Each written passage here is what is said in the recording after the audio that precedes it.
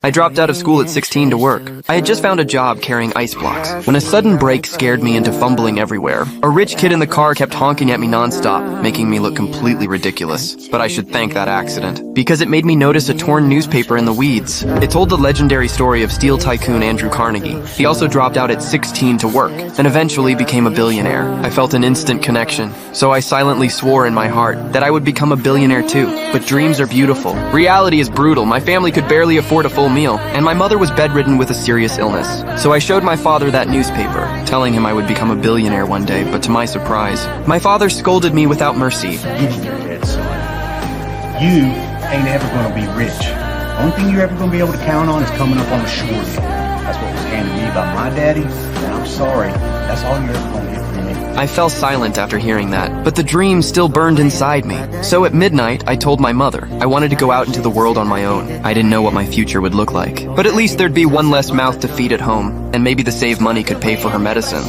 After kissing her goodbye, I turned away so my tears wouldn't fall, and once again I swore in my heart, no matter what Daddy says, I don't accept to be enforced my destiny.